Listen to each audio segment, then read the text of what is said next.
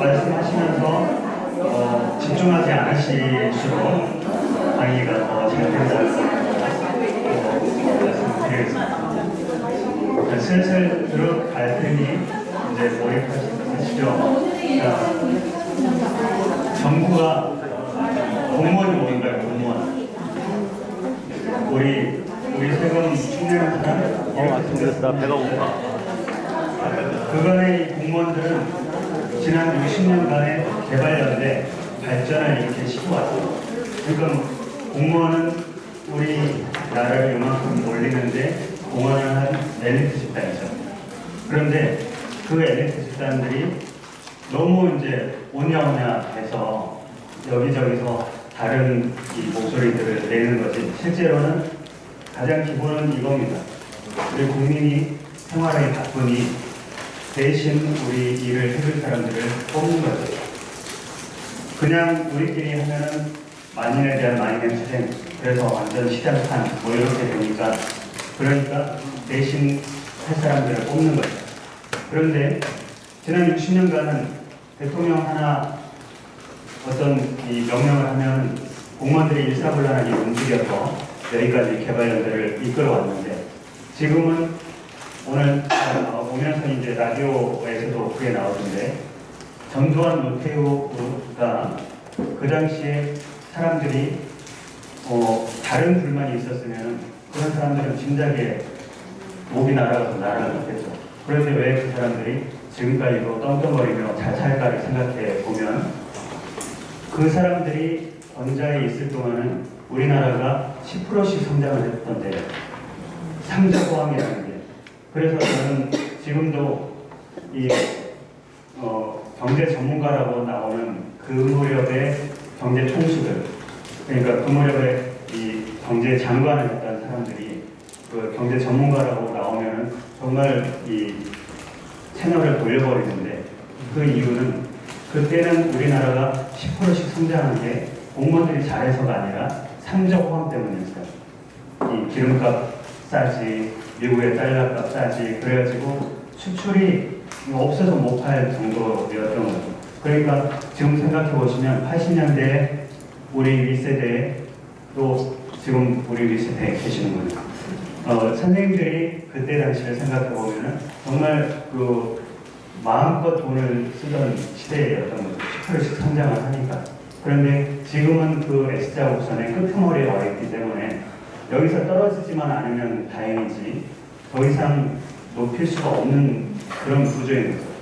그러니까 지금은 이 전문 지식 공무원들한테 그냥 맡겨놓고 우리는 바빠서 이만, 이게 안 되는 거지 않습니까? 그러니까 그래서 이제 공무원들을 더 욕하기 시작하고 정부 뭐 하는 거냐 자꾸 얘기하기 시작하는 건데, 기본은 이런 거예요. 그럼 우리 대신 전문 지식을 갖고 있는 공무원들이 우리 일을 대신 해다오, 그렇게 하는 거지만 갈수록 이 지식의 격차가 생기는 거죠. 그래서 추상적으로 시민을 위해서, 국민을 위해서인데, 그 추상적인 시민이나 국민의 권리를 행사할 수 있었던 거는 촛불혁명 이전에는 4년에 한 번밖에 안 나와요. 5년에 한 번밖에 안 나와요. 투표할 때만 시민이고 국민이지, 시민 권리라는 거를 우리가 누려본 적이 없는 거예요. 그러니까 우리는 사연이 많은 사람들인데, 얘기하면 어떤 얘기도 정말 오래 할 수 있고 어떤 문제에 대해서 얘기할 수 있는데, 우리는 그냥 정부의 통계치 중에 그 숫자 하나인 거죠. 의왕시의 무슨 동에 나는 누구인데, 이름이 있는 사람인데, 그러나 정부에서 볼 때는, 저 전문 지식을 가진 정부가 볼 때는 의왕시 몇십만 명 중에 1인 거죠. 그러니 이름은 없어요. 그냥 숫자로 있는 거죠. 그래서 이 생활의 격차가 계속해서 생기는 거죠. 문제가 더 복잡해지고 10%씩 성장을 못하니까 문제는 더 쌓이고, 정부 혼자서는 일자리부터 어떤 문제도 해결하기 어렵고, 그런 상황이 되니까 이 지식의 격차는 더욱더 멀어지는 거죠. 그러니까 공무원들은 싹 없애, 이렇게 하기는 곤란하고 기본적으로는 가야 되니까, 그 대신 우리의 생활의 지식, 이거를 더 높이자. 그게 이 지역에서 주민참여, 시민참여, 주민대학, 시민대학 이렇게 하는 이유가 거기에 있다고 생각을 하시면 됩니다. 그래서 여기에서 우리 생활상의 지식이 더 높아져서 야, 이 문제 해결 못해? 이렇게 구체적인 게 있는데 이런 얘기를 이제 계속 해줘야 되는 거죠. 그래서 정부가 최저 생계비를 높였다. 그렇게 할 때 왜 우리가 그냥 생각해 보면은 아르바이트생들이나 우리 편의점이나 아니면 우리 소상공인들은 이런 곤란을 겪을 텐데 그거는 왜 같이 생각을 못했어? 우리는 생활상에서 그걸 알고 있는데 저 전문 지식을 갖고 있는 사람들은 전체 통계, 수치, 요거의 이 경제 영향 이런 거를 분석만 하는 거니까 구체적인 생활상의 지식들은 모르는 거죠. 자기가 공무원이지만 집에 돌아가면 똑같이 느낄 텐데 이 공무원으로 나와 있는 일자리에 나와 있는 동안은 그 생각을 못 하는 거예요. 그래서 우리가 이 생활상의 지식을 더 높이고 그 생활상의 지식을 가지고 우리 생활 세계를 우리가 바꿔보자. 그게 기본이 한 축이 돼야 협력이 가능하다. 이런 논리를 생각해 볼 수 있는 거죠. 프라이부르크라는 곳이 지속가능 발전 도시, 세계에서 제일 가는 지속가능 발전 도시인데요. 우리가 자전거를 타고 있고 이 시에서 태양광 발전을 지원하고 이게 따로 놀았으면 태양광은 퍼지고 자전거 타는 사람은 많겠지만 지속가능 발전 도시로 유명해지지는 않았을 겁니다. 이 둘이 생활상의 지식을 이쪽에 전달하고 전문 지식을 이 생활 세계에 맞추는 그런 과정을 수년 동안 수십 년 동안 해왔던 게 쌓이고 쌓여서 프라이부르크가 세계적인 지속가능 발전 도시가 된 것이죠. 자, 지지난 정부에 자전거 도로를 만든다고 여기저기 만들어놨는데 물론 이용하는 사람들이 있긴 하죠. 헬멧 쓰고 이렇게 사람들 없네, 자전거 타기 좋네 그렇게 다녔던 그 사대강 주변에 자전거 도로들이 있는데 우리는 자전거 도로가 그거 말고 출퇴근하기 좋은 자전거 도로 이런 거를 원하는 거 아니겠어요? 덴마크는 40% 출퇴근 그 교통량의 40%를 자전거가 담당을 해요. 꿈 같죠? 아니면은 덴마크 코펜하겐 정도면 80% 해야 되는 거 아닐까 이렇게 생각하시나요? 그러나 거기도 우리 자동차가 더 편리하기 때문에 자전거 도로로 40%까지 올리는 데는 수십 년이 걸리는 거죠. 그러니까 그게 이 둘 간의 격차를 맞추는 게 너무나 어려운 거죠. 그러니까 협력을 같이 공무원들하고 할 때도 시민들이 책임감이 없어. 공무원들은 그렇게 얘기를 할 수도 있고 이 시민들은 저 사람들 어때? 이렇게 저 사람들은 규정이나 이런 것 가지고만 움직이지 생활을 모르네 이렇게 생각했던 게 쌓이고 해야 고생하는구나. 그래도 우리가 참여하는 게 중요하네. 이런 거를 자꾸 느껴가는 거죠. 그러니까 여러분들이 앉아 계시는 거는 지식을 남기기 위해서가 아니라 그런 경험을 계속 축적해가는 과정이다. 그렇게 생각하시면 될 것 같고요. 그러니까 이 얘기도 서울시가 지난 한 6년 동안 해왔던 그런 결과 이 시민대회에서 나온 얘기들이에요. 그러니까 6년을 쌓아도 과분시장이 잘하네 못하네 공무원들이 잘하네 못하네 그런 얘기가 나오는데 하루아침에 바뀌지는 않을 거다. 그것도 미리 갖고 있어야 될 얘기죠. 자, 공무원들 자주 만나보셨죠? 한 번도 안 만나보신 분. 공무원들이 그런데 제가 이 경기도 모 국장님한테 들은 얘기인데 공무원은 3가지 때문에 일을 해요. 또 3가지가 없으면 일을 안 하죠. 뭘까요? 규정이 있어야 돼요. 규정이 있는데 규정인데 왜 일 안 해요? 예산이 없어요. 규정도 있고 예산도 있는데 왜 일 안 해요? 선례가 없어요. 그거는 공무원끼리 하는 건데 이 시민들하고 같이 하라니 그런 선례가 없는데요. 어떻게 해야 되지? 그런 상황인 거죠. 그러니까 서울이 그렇게 노력해도 요 정도밖에 못 하는데 의왕시가 그런 노력을 했던 게 별로 안 되면 게다가 우리 마을 단위에서는 그런 경험도 거의 없으면 우리는 또 마음을 열어놓고 그 3가지가 없어도 할 수 있는 그런 일들을 하나씩 만들어야 되는 거죠. 그러니까 우리 이기 도시대학의 졸업생들이 어떤 마을에서 어디 구에서 동에서 이렇게 모여가지고 이러이런 일을 했다. 그런 게 쌓이면 이 시의 의왕시의 공무원들이 저런 방식으로도 쌓이는 일을 할 수 있구나. 그런 선례를 하나씩 만들어 내는 거죠. 그러면 예산이 규정이 없어도 그런 선례가 있었지. 고천동에 그런 선례가 있었지. 그걸 가지고 이제 다른 동에도 전파를 하는 거다. 그렇게 생각하시면 될 것 같아요. 자, 재작년의 뉴스인데요. GRDP가 뭐죠? GDP, GNP 이런 거 들어보셨는데 GRDP는 지역내 총생산입니다. 그러니까 우리 지역에서 얼마를 벌어들였느냐 이런 거죠. 경남이 2배가 늘었으면 충남이 6배가 늘었어요. 그러면 충남이 4배 더 잘 살아야 되지 않겠습니까? 다음 기사를 보니까 이렇습니다. 소득의 역외 유출 규모가 충남이 1등이에요. 역외 유출이라는 게 우리 지역에서 생산한 게 GRDP인데 그게 밖으로 빠져나가는 거죠.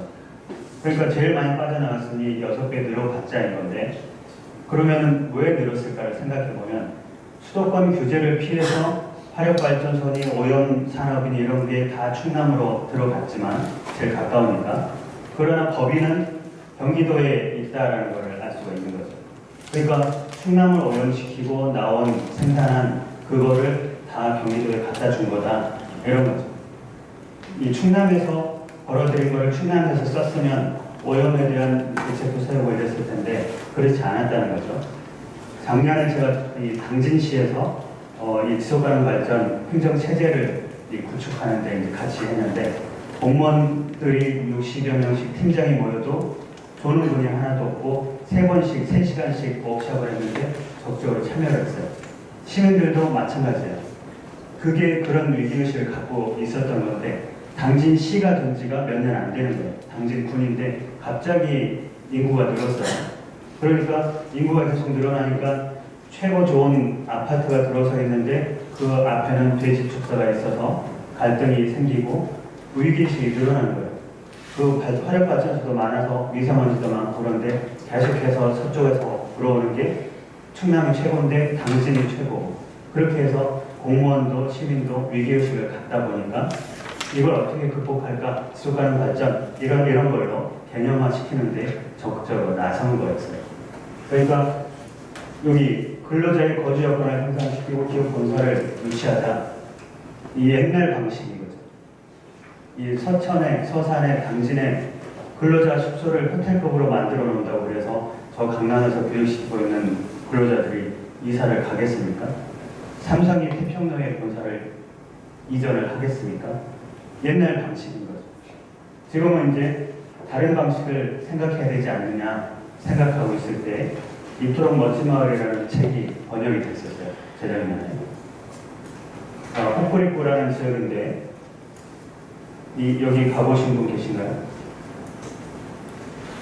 듣도 보도 못한 지역인데 저도 이토록 멋진 마을이라고 하니 어떤 마을일까를 본 거죠. 이 지역에 사바에라는 도시가 있는데 일본 안경의 90%를 생산하는 곳이에요. 그러니까 안경 팔아서 동네가 먹고 사는 지역이죠. 그런데 누가 들어올까요? 중국이 제일 먼저 들어오는 거죠. 안경을 다 중국산으로 바꿔버리는 거죠. 그러니까 지금은 우리가 이제 다문화 가정 얘기하고 문화 다양성 얘기하는 것도 저는 그런 관점인데 뭘 하나에만 의존하면 위험한 거예요. 90%를 의존했으니까 완전히 망했을 거 아니겠습니까? 그래서 진짜로 이 지역은 끝났다 이렇게 생각할 때 주민들이 달리 생각하기 시작했습니다. 어떻게 생각했을까 봤죠. 자, 일본의 지자체를 평가하는 지표가 이런 지표가 있어요. 그런데 이 지역이 보육원 수용률 1위, 체력평가 1위, 사장 대출률 1위, 1위들을 기록하고 있어요. 저 지표도 희한한데 이 1위를 한 것도 희한하잖아요. 자, 보육원 수용률 1위라는 거는 이 지역이 이 대기업 유치하는 데 돈 쓰고 GDP 올리는 데 돈 쓰고 그렇게 해서는 저기에 투자를 했겠습니까? 얼마나 투자의 방향이 달랐는지를 알 수가 있는 거죠. 보육원에 투자를 했다라는 것은 그만큼 많은 이 사람들이 혜택을 입었다는 얘기이기도 하죠. 그러니까 어렸을 때부터 우리가 지역에서 사회가 감싸주니까 이 친구들이 초중학교를 가서 공부만 잘하는 게 아니라 체력도 튼튼한 거죠. 몸도 튼튼, 마음도 튼튼 이렇게 하니까 아니 서울대, 연고대 나가봤자 취직 안 되는데 에이 내가 참학해버려. 그러니까 사장 배출률 1위인 거죠. 그래서 이 지표들을 보면 그 지역이 어디에 초점을 두고 투자를 했고 지역 주민들이 어떤 결의를 했는지가 보이는 거죠. 그래서 의왕시가 GDP가 얼마고 GRDP가 얼마고 대기업이 몇 개가 있고 그게 중요한 게 아니고 거주하기 좋은 의왕, 치유하기 좋은 의왕, 기르기 좋은 의왕, 놀기 좋은 의왕, 교류하기 좋은 의왕 이러면은 의왕시를 GDP 얼마고 이거 필요 없잖아요. 의왕에 가면은 교류하기 좋아, 의왕에 가면은 공부하기 좋아 이러면은 좋은 지역 아니겠습니까? 그러니까 이전에는 우리 도시 개발을 하면 늘 큰 빌딩들이 사는 거잖아요. 그러면 거기에 살고 있는 사람들 밀려나거나 아니면은 집밖에 없었던 사람들인데 거기에 또 빚을 내서 그 큰 건물에 들어가야 되거나 그렇게 되는 거죠. 상인들이 거기서 우선 살았는데 또 다른 데로 밀려나거나 그래서 그 큰 건물에 그러면은 우리 지역에 얼마나 도움이 됐을까? 그러면 아까 말씀드린 것처럼 거기에 입주해 있는 그 건물의 사장들은 다 법인세 저기 서울에다 갖다 바칠 텐데 그게 지역에 어떤 도움이 될까? 이런 고민들이 있는 거죠. 그래서 우리가 같이 모여서 지역에서 어떻게 발전할 건지 그 발전 방향을 같이 논의해보자. 결과물이 똑같을지라도 심지어 결과물이 똑같을지라도 우리가 합의를 해서 그 큰 건물을 만들 건지 우리가 합의를 해서 그냥 다듬고 살 건지 그렇게 가는 것이 중요하다라는 것을 이 지역이 보여주고 있어요. 그러니까 이 사바이라는 도시, 이 도야마라는 도시 이런 도시를 모르지만 이토록 멋진 마을이라고 붙일 수 있었던 그 의미를 알 수가 있는 것 같습니다. 자, 메르스 몇 년 됐나요? 이것도 아까 후쿠시마 잊어버리는 것처럼 다 잊어버리시죠? 네. 그래도 왜 갑자기 없어졌죠? 갑자기 날씨가 추워서 아니면 어떻게 됐을까요? 우리가 다 예방주사 맞았나요? 어느 날 없어졌죠? 왜 없어졌을까요?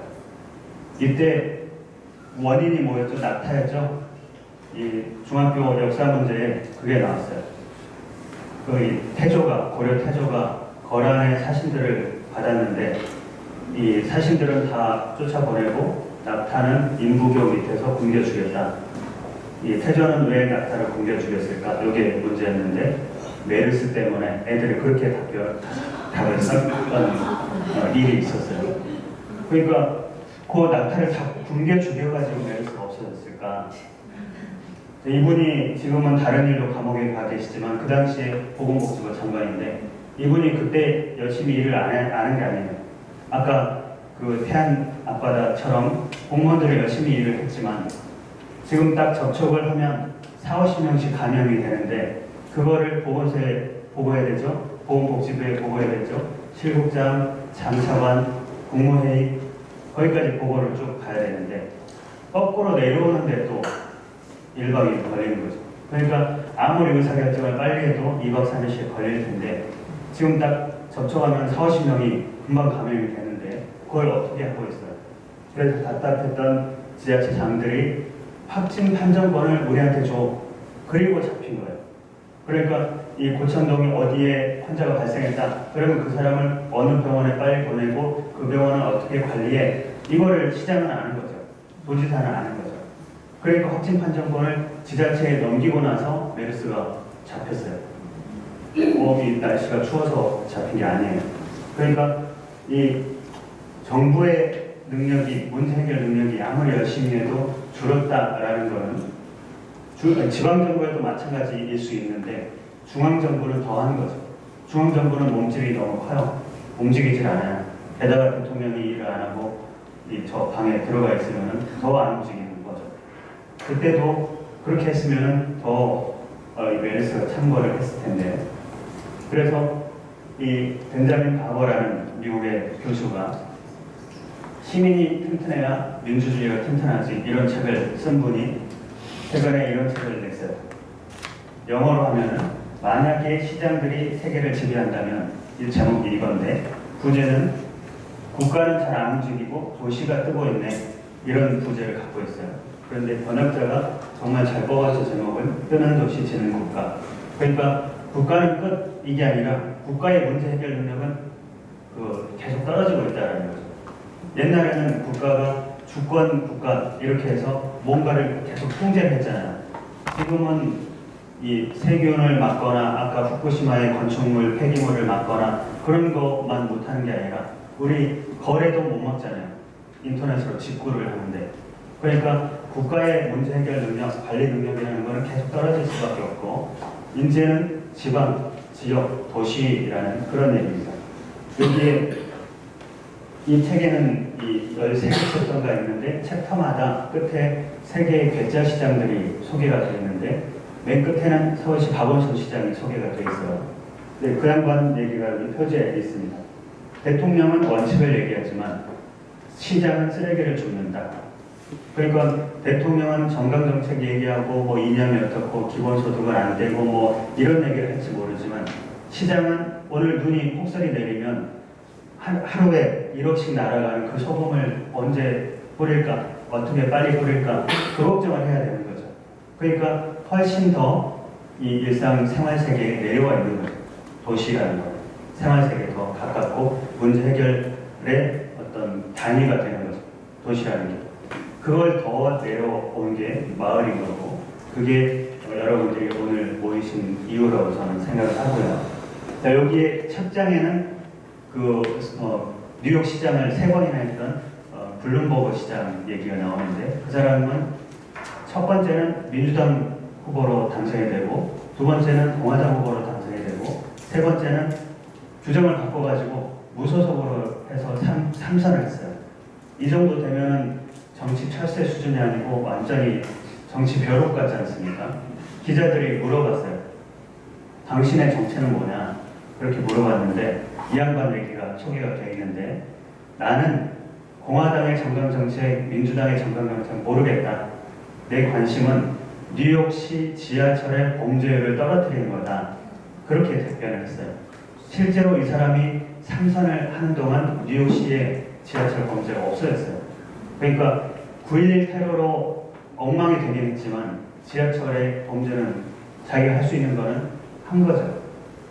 얼마 전에 이 블로그에 이 뉴욕시 갔던 사람이 지금 이제 뉴욕에서 지속가능 발전 세계 총회가 열리고 있는데 거기 간 사람이 글을 남겼는데, 이 뉴욕시의 지하철에 들어가서 아주 큰 왕쥐를 보고 싶었는데 발견하기 어렵다는 거예요. 그만큼 깨끗해졌고, 그게 범죄를 줄이려면 어떻게 해야 될까? 깨진 유리창 이론처럼 일단은 깨끗하게 하고 경찰 늘리고 보안 강화하고 뭐 이런 것들을 했겠죠. 그러니까 그런 사람들은 어떤 문제를 어떻게 해결할까, 그렇게 생각을 하니까 실제 사람들하고 더 많이 만나고 가까워졌을 거다라는 걸 생각해 볼 수 있고요. 제가 서울 성북구에 살고 있는데 작년에 드디어 이제 성북구 전체 주민센터의 주민자치위원회 강의를 다녔는데, 제 처가 주민자치위원회가 뭐야? 이렇게 작년에 물어보는 걸 듣고 충격을 받았어요. 주민자치위원회 오늘 처음 들어보신 분은 안 계시겠죠, 설마? 이 건물이 주민센터니까. 주민자치위원회라는 거를 제 처가 처음 듣는다는 걸 알고 제가 충격을 받았는데, 제가 마을 강의, 주민자치 강의를 한 10년은 했을 거 아니겠습니까? 그런데 제 처가 주민자치위원회를 모른다는 사실을 듣고 정말 헛살았구나 이런 생각을 했어요. 그런데 주민자치위원회가 뭔가요? 뭐 하는 데인가요? 실제 주민자치위원들도 우리 단체는 이렇게 얘기를 해요. 그 주민자치위원들 회의를 가보니까 우리 단체는, 주민자치위원회가 왜 단체입니까? 이 주민센터를 운영하는 자치위원이지. 그러니까 우리를 대표해서 하는 거지. 그러나 우리가 그 사람들한테 무슨 투표를 했나? 그 사람들이 무슨 대표성이 있어? 이렇게도 얘기는 할 수 있지만 그분들이 어쨌든 지역 일에 관심을 가지고 우리 지역을 어떻게 할까? 그런 논의를 하는 구조로 있는 거죠. 그런데 어쨌든 주민센터라는 걸 제쳐도 그렇게 했던 것처럼 이름만 주민센터, 복지센터, 문화센터로 바뀌긴 했지만 여전히 우리한테 주민센터는 동사무소랑 비슷한 거지 않습니까? 호적 등본 때려가는 거 그런 곳이었는데 개념을 바꾼 거예요. 서울이 이제 찾아가는 동주민센터라고 해서 이 개념을 바꿨는데 이 기다리던 복지에서 찾아가는 복지요. 민원 처리하던 곳에서 다른 여러 가지를 하던 곳이요. 몇 년 전에 사회복지 공무원들이 여러 분이 자살을 했어요. 그때 자살을 했던 게 이제 차상위 계층한테 소득을 어떻게 보낼까, 보전을 시킬까 이런 정책이 나왔는데 그게 정책이 내려오면 그걸 누구한테 줘요? 사회복지? 사회복지. 이거 차상위 계층? 사회복지. 그러니까 일선에서 그걸 집행해야 되는 분들이 차상위 계층이라는 거는 개념도 모호한 거예요. 기준이 없어요. 이 제일 못 사는 사람보다 조금 덜 못 사는 사람한테 이 돈을 줘라 이렇게 내려온 거니까 이분들이 밤을 새서 일하는 거는 괜찮은데 밤을 새고 새봤자 곤란해지지 못하는 거죠. 그러니 그런 거는 이 어르신들이 와가지고 일 똑바로 못해 왜 내가 왜 빠졌어 이렇게 따졌을 거 아니에요. 업무는 늘고 공무원 되면은 이 집에 그 어른들이 좋아했는데 그 공무원 되고 나서 최악인 거죠. 그래서 자살을 하고 그렇게 했는데 개념을 바꾸니까 달라진 거죠. 찾아가는 동주민센터가 복지도, 통합서비스도, 동행정도, 마을 공동체도 다 찾아가는 걸 하는 거예요. 그전에는 여기만 있었죠. 동장님 얘기만 듣는 거였죠. 그리고 주민자치위원도 이 정도만 생각을 했던 거죠. 그런데 직접 찾아가서 어르신들을 찾아가는 거예요. 이제 차상위계층 신고하십시오 얘기 아니고. 그래서 찾아다녔더니 첫 해에 성과가 이렇게 나왔어요. 사각지대 재고시 3건, 상담도 해주고 복합적인 문제도 있고 차상위계층은 1,059명을 추가로 발굴을 했는데 서울에 여기 뭐죠? 80개 동, 시범적으로 80개 동을 해서 이 정도 나온 거예요. 그리고는 1년이 지났더니 빈곤 위기가정을 12,000, 치매 노인, 허약 노인 7,000여 명, 그 다음에 마을 계획에 참여한 사람 7,000여 명. 그러니까 지금은 2017년, 18년 통계는 더 높아졌는데 찾아가는 동주민센터로 개념을 바꿔놓으니까 이렇게 달라진 거죠. 그러니까 지금 최근에는 여러 제도도 개선이 됐지만 저런 사람들을 발굴하고 나니까 기준을 이런 식으로 찾아야 되겠구나. 그런 것도 나오고 제도도 보완이 되고 그렇게 되니까 이 사회복지 공무원들의 이 처우도 이제 달라진 거죠. 개념도 달라진 거고. 그렇게 해서 지금은 우리 동네 주무관, 복지 플래너, 방문 간호사 이런 식으로 달라진 거예요. 그래서 이 성북구에서 주민자치위원들 전면적으로 다시 교육도 하고 그렇게 합시다. 이게 된 거겠죠. 자, 우리 우왕시도 좁은 골목들 많죠? 그럼 주민자치위원회, 주민센터 이런 데가 개념을 바꾸니까 이렇게 된 거예요. 행복주차골목. 여기에 낮에는 우리 세대 다 서울로 갔으니까 다른 지역으로 갔으니까 세대 주차 가능합니다. 이렇게 해놓은 거예요. 자, 슈퍼맨이 나올 것 같지만 재활용 정거장이에요. 여기다가 쓰레기 던지고 싶나요? 뭘 고이 넣고 싶잖아요. 그러니까 폐기물을 그냥 봉지 놔두고 대충 버리는 게 아니라 정말 우리가 다시 쓸만한 거를 여기다 갖다 놓는 거죠. 재활용 정거장. 그래 진짜 슈퍼맨이 나올 것 같지 않습니까? 자, 마을이 학교다 이런 얘기도 하는데 여기는 동네에다가 아예 그냥 여름에 풀장을 만들었잖아요. 그러니 마을이 학교다 이렇게 얘기할 필요가 없죠. 애들이 와서 뛰어놀이 어른들이 같이 어울리게 되고 애들끼리도 서로 학원 다니는 걸 몰랐는데 애들끼리도 아는 거죠. 개념이 달라진 거죠. 여기는 동장실이에요. 어디 식당이나 카페에 가지 않습니까? 동장실 가보면 소파 큰 거 4개 있고 동장님 책 한 권도 없는 그 책상 하나 있고 그렇게 있는데 이렇게 바꿔놨어요. 그러니까 동네 사람들이 여기 와서 커피 타 먹고 라면 끓여 먹고 그렇게 가는 거죠. 그러니까 확실히 주민센터 같은 느낌이 들잖아요. 주민자치위원회가 뭔지도 그러면 더 잘할 수 있겠죠. 자, 이렇게 쓰러져 가는 거였는데 칼라 사진로만 바꾼 게 아니고 옛날 사진 지금이에요. 자, 어쩌졌죠? 어디서 만들었나 궁금했는데 이 오류 이동 사무소입니다. 그런데 거의 버려진 거를 작은 도서관으로 만들었어요. 여기에 다문화 가정이 많은데 다문화 가정이 갈 데가 어디 있습니까? 자기들끼리 뭐 노래방을 가야 되나요? 술집을 하나 먹이나요? 그런데 작은 도서관이 생기니까 이제는 내가 갈 데가 생긴 거예요. 여기 모여서 논의도 하고 공부도 하고 그리고는 주민들과 자연스럽게 어울리게 된 거죠. 아까 그 버려진 이 건물을 작은 도서관으로 이렇게 만드는 것 자체가 그냥 개념적인 혁신인데 그런데 동네를 바꾸는 거죠. 그래서 정말 우리가 생각을 바꾸면 동네가 바뀔 수 있겠구나 이런 것을 보여주고 있습니다. 영등포에서는 주민센터를 여름에는 방학 때 애들하고 같이 이 도서관으로 극장으로 쓰는 거예요. 자, 이런 거는 이제 많이 있죠. 옥상 텃밭. 여기는 상동 사무소 앞인데 아예 그냥 음악실이에요. 음악 카페로 그렇게 그 광장으로 쓰고 있는 거죠. 자, 독산극장, 북카페, 그다음에 이 주민자치위원회에서 이 청소년들하고 연결을 하니까 자연스럽게 마을에서 연결이 되는 겁니다. 그런데 이게 다 어떤 타이틀을 가지고 이런 혁신들이 나왔을까를 생각해 보면은 생활 세계로 내려가자. 마을이 살아야 된다. 마을 민주주의, 성북구는 마을 민주주의 같은 걸 했고 마을 사람들이 모이니까 마을이 바뀌는 거죠. 동 사람들이 모여야 동이 바뀌는 거고 그렇게 되는 겁니다.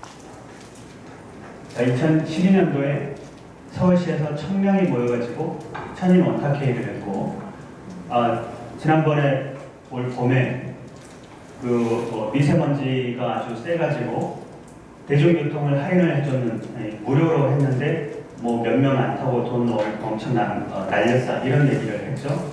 그런데 그 결정을 누가 했냐면 3000인 원탁회의를 작년에 했어요.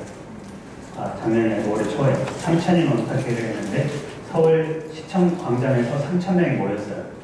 동원한 게 아니라 신청을 받아가지고 3000명이 들어온 거예요.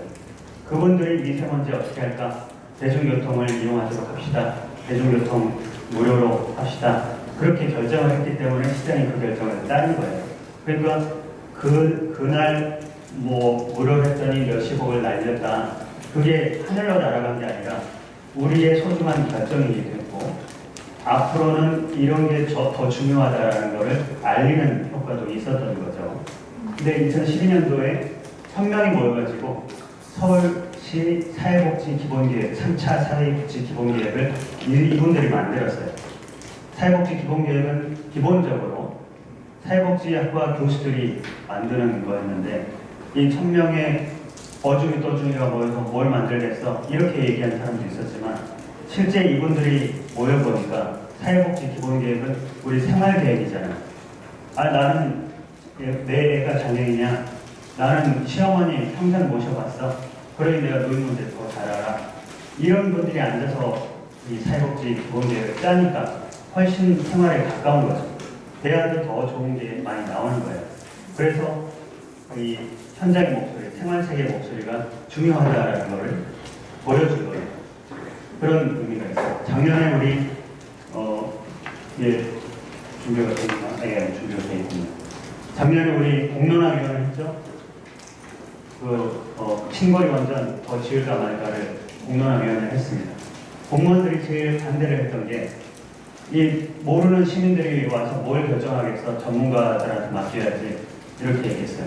전문가들이 모여서 토론하는 끝장 토론에 보면은 끝장이 났습니까?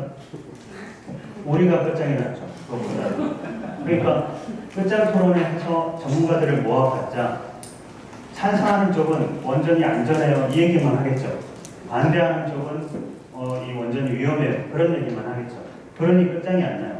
특히 전문가들은 자기 것만 보니까 좁으니까 시야가 좁으니까 깊을지는 몰라도 그러니까 자기 주장만 하는 거죠. 그래서 공론화위원회는 뭐냐면 우리가 그 지식이 없지만 그런 지식이 있는 사람들이 충분히 논의를 하면 그냥 공청회 하는 수준이 아니라 충분히 논의를 해서 내가 알아먹으면 아 에너지가 그렇게 비쌌구나 재생에너지로 비싸구나 그러니까 에이 위험해도 그 정도 감수하고 싸게 가야지 이렇게 결정을 할지 아니면은 그렇게 위험했어? 그러면은 내가 돈을 더 내더라도 좀 더 에너지 값을 올려야지 그렇게 이 결정을 할 수 있다는 그런 의미예요. 그러니까 10,000명, 20,000명한테 설문조사를 해가지고 89일 동안 그 471명을 뽑아서 67번의 회의를 했어요. 그러니까 10,000명 찬성 반대 쪽에 투표를 한 사람들한테 연령대별, 지역별 이렇게 뽑아가지고 471명을 뽑았어요. 이분들은 33일 동안 이 토론에 참여를 했고 98.5%가 2박 3일 동안 그러니까 471명 중에 뭐 집안에 정말 큰일이 난 사람들 빼고 대부분 2박 3일 동안 꼼짝없이 갇혀가지고 최종 논의를 했던 거죠. 자, 2187시간 동안 토론을 한 거예요. 듣기도 하고 우리가 찬성하는 쪽끼리 토론도 하고 찬반이 어울려서 토론도 하고 2187시간을 쓴 겁니다. 누구도 합의 못하는 그런 결정이었어. 불만도 많이 있었지만 여기 참여했던 분들이 아주 기막힌 결론을 내렸잖아요. 이미 많이 지었으니 돈을 많이 썼으니 여기까지는 만들자. 그러나 신재생 에너지로 방향을 바꾸자. 그렇게 결정을 했잖아요. 그러니까 모든 사람들이 이거는 잘못된 결정이야. 이런 불만이 있을 수도 있었지만 그 첫 번째 시도를 했다라는 그런 의미가 있습니다. 그래서 지금 이런 문제가 또 뭐가 있죠? 입시제도 이런 거를 지금 또 공론화위원회에서 해본다는 거 아니겠습니까? 그 결정에 대해서 누구나 또 불만이 있을 만한 결정이 나올 수도 있겠죠. 그러나 전문가들의 찬반 토론의 끝장 토론이 아니라 이제는 전문가들 말고 그냥 우리 생활인들이 모이면 또 다른 결정을 할 수 있지 않을까? 그런 기대로 하는 거예요. 그게 이제 또 두 번째가 되겠죠. 세 번째 되고 네 번째 되고 그렇게 해서 한 100번째쯤 되면은 이 북유럽의 스웨덴이나 핀란드나 노르웨이처럼 주민자치 회의를 통해 가지고 나라를 결정을 하거나 아니면 일상적으로 토론이 되니까 주민 투표를 통해서 중요한 결정을 하거나 그런 방향으로 갈 수도 있겠죠. 그러니까 지금이 시작인 거예요. 이제 첫 발을 디딘 겁니다. 자, 그래서 1,000명이 모이는 것 이런 의미가 있고 마을로 내려오는 것 이게 의미가 있는 게 구체적인 장소에 들어가면 일상 속의 과제가 떠오르고 그리고 문제를 우리가 해결하는 거예요. 자, 아까 뜨는 도시 지능 국가에 나오는 얘기였는데 공동체 의식이 시골이 더 높겠습니까? 도시가 더 높겠습니까? 네, 그 책도 그렇게 시작을 하는데 그 미국 책이니까 미국의 동부에는 처음에 농업하는 사람들이 쭉 왔겠죠. 농사를 짓고 있거나 차를 생산하거나 그런데 서쪽에 골드러시가 생기고 이제 동서를 가로지르는 기차가 생기고 그 기차를 타려고 이 서부의 무법자들이 생기고 그 무법자들을 잡기 위해서 보안관을 더 늘리고 공무원이 늘어나고 그렇게 됐던 건데 그러다 보니까 동부에 이제 갑자기 사람들이 늘어나고 그래서 이 시골의 농부의 그 공동체 의식이 떨어지는 그걸로 시작을 해요. 그런데 그분 얘기는 중간쯤에 도시가 이제는 공동체 의식이 더 높다 이렇게 나오는데요. 제가 2003년까지 파주에 살았는데 파주의 운정역 앞에 살았어요. 그때는 그 운정역이 기차가 서지 않는 간이역에 키 작은 소나무 하나 이 수준에서 그 옆에 연립주택에 살았는데, 그러니까 기차 오는 소리가 들리면 뛰어나가면 잡을 수가 있었어요. 그런 수준의 비둘기호가 그때 마지막으로 다녔던 곳인데, 그 더 개발될 줄 알았으면은 거기에 눌러 살았어야 될 거나 아니면 연립주택으로 안 가고 논을 샀으면 더 부자가 됐을 텐데. 그런데 그때 경험이 그 1시간에 한 대씩 있는 그 기차를 타고 이제 서울에 새벽같이 나와서 밤늦게 돌아가니까 제가 마을을 뭘 알겠습니까? 일요일에 이제 집에 좀 늦게 잠자고 있으면 문을 꽉꽉 두들겨요. 그러면서 이 집은 청소하러 한 번도 안 나오나 이렇게 이제 불만을 하는 아줌마 목소리가 들리니까 청소가 끝날 때까지 못 나가는 거죠. 저는 그렇게 해서 이제 오후까지 약속 미루고 그렇게도 있었는데, 그러니 시골이 옆집에 이 젓가락 개수까지 아는 게 저는 너무나 불편한 거죠. 거기는 거의 시골인 거니까. 그런데 거기에서는 알려줘야지, 일요일에 둘째 넷째는 청소를 한다 그러면 제가 나갔을 텐데, 그냥 공동체 속에서 우리는 일요일이면 청소해, 이게 규약으로 있는 거니까 저는 몰랐던 거지 않습니까? 어느 날 일요일에도 새벽같이 나오는데 어느 날 그렇게 그걸 알게 된 거죠. 그러니까 그때 경험에 의하면은 왜 이거를 뭐 어디 문에다 붙여놓든지 아니면 안내를 돌리든지 전화를 하든지 이랬어야 됐는데 이 생각을 했지만, 아까 뜨는도시 진흥국가 거기에는 도시는 공공성이 있다, 도시는 문제 해결 메커니즘이 있다, 그게 그 사람 답이에요. 그러니까 제가 성북구에 107동 405에 사는데, 아파트에 사는데 404호에 누가 사는지 406호에 누가 사는지 모르지만 우리 아파트에 무슨 문제가 생기면 저기 관리사무소에 가든지 수희 아저씨한테 말하면 되잖아요. 문제 해결 메커니즘이 있는 거예요. 옆집에 404호 두들겨서 이 집은 안 나와 이렇게 안 해도 되잖아요. 내가 그 집에 전화를 안 하고 우리 수희 아저씨한테 연락을 하면 되는 거죠. 층간소음도 그렇게 해결하면 더 좋을 것만 직접 총 들고 올라가 버리니까 이게 문제인 거지 않습니까? 그러니까 도시는 그런 문제 해결 메커니즘을 갖고 있기 때문에 그런 방식으로 문제를 해결해 나가는 거니까 이제는 도시가 더 공공성을 갖고 있다. 게다가 세계 인구의 절반이 도시에 살고 있어요. 작년인가 재작년부터 세계 인구의 절반이 도시에 사는 걸로 인구 구조가 바뀐 거죠. 그러니까 우리가 구체적인 장소 속에서 일상적인 과제를 발굴하고 그리고 우리가 해결할 수 있다, 이런 거죠. 유엔에서 92년도에 이 세계 환경회의가 열렸었는데, 그때 국가 단위에서는 아젠다 21, 의제 21이라고 해서 이 세계 환경 문제, 경제 문제, 이 사회 문제를 해결하기 위한 과제를 내놔라. 그리고 지방에서는 지방의제 21을 수립해라. 그렇게 결의를 한 바가 있습니다. 우리 의왕시에도 지금은 이제 이름을 다 통일했는데 의왕시 지속가능 발전 협의회라는 게 있어요. 그게 이 국제 합의에 따라서 만들어진 조직입니다. 그런데 10년 뒤에 가보니까 지방의제 된 데도 별로 없고 한국이 제일 잘했고, 그리고 국가 단위에서는 이 지속가능 발전에 대한 이행을 안 하는 거예요. 그러니까 전략이나 이행 계획을 좀 수립해라 다시 결의를 했는데 또 10년이 지나서 보니까 국가 단위는 여전히 잘 안 움직여요. 그래서 2012년도에는 지방정부가 나서자, 도시가 나서자, 이거를 유엔 차원에서 합의를 한 겁니다. 그러니까 그 구조를 이제는 알겠죠. 문제가 잘 해결이 안 돼. 국가는 해결을 잘 못해. 지방정부가 내려와. 그런데 지방정부는 그러면 문제를 어떻게 해결해 가나? 시장이 직접 해결하는 게 아니라 동 단위로, 마을 단위로 주민들이 직접 참여해서 아이디어 내고 그렇게 해결해 가자. 그런 구조로 가는 거죠. 자, 트럼프가 파리 기후협정을 탈퇴를 했어요. 그거는 온실가스를 줄이자는 협정인데 오바마 정부 때도 사실은 별로 안 했어요. 그런데 이 탈퇴를 해버렸는데 미국이 중국하고 똑같이 엄청난 규모의 온실가스를 줄여야 되는데 왜 우리가 여전히 숨을 쉬고 있을까요? 그게 궁금하지 않으셨죠? 왜 숨을 쉬고 있을까요? 숨 안 쉬면 죽어요.